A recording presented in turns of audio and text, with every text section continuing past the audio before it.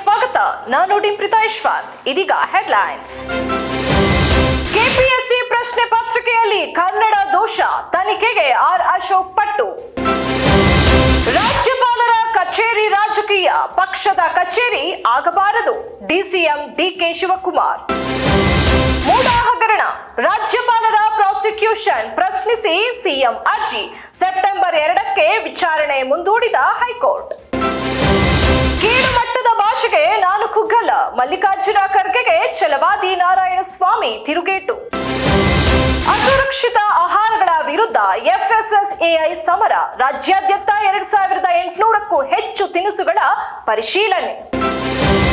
ಆಂಧ್ರಪ್ರದೇಶದ ವಿಜಯವಾಡದಲ್ಲಿ ಭಾರೀ ಮಳೆಯ ಪರಿಣಾಮ ಉಂಟಾದ ಭೂಕುಸಿತದಲ್ಲಿ 8 ಮಂದಿ ಸಾವನ್ನಪ್ಪಿದ್ದಾರೆ. ಮೃತರ ಕುಟುಂಬ ಸದಸ್ಯರಿಗೆ ತಲಾ 5 ಲಕ್ಷ ರೂಪಾಯಿ ಪರಿಹಾರ ಘೋಷಿಸಿದ ಸಿಎಂ ಚಂದ್ರಬಾಬು ನಾಯ್ಡು. 370ನೇ ವಿಧಿ ರದ್ದಾದ ಬಳಿಕ ಜಮ್ಮು ಕಾಶ್ಮೀರದಲ್ಲಿ ಶಾಂತಿ ನೆಲೆಸಿದೆ, ಎಚ್ಡಿ ದೇವೇಗೌಡ. ಪತಂಜಲಿ ಹಲ್ಲಿನ ಪುಡಿಯಲ್ಲಿ ಮೀನಿನ ಅಂಶ, ರಾಮದೇವ್ಗೆ ದಿಲ್ಲಿ ಹೈಕೋರ್ಟ್ ನೋಟಿಸ್.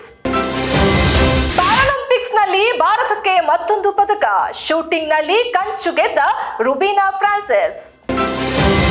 ಕೇರಳ ಚಿತ್ರರಂಗ ಆಯ್ತು ಟಾಲಿವುಡ್ ನಲ್ಲೂ ಕಂಪನ, ದಿ ವಾಯ್ಸ್ ಆಫ್ ವುಮನ್ ವರದಿ ಬಹಿರಂಗಕ್ಕೆ ಸಮಂತಾ ಒತ್ತಾಯ.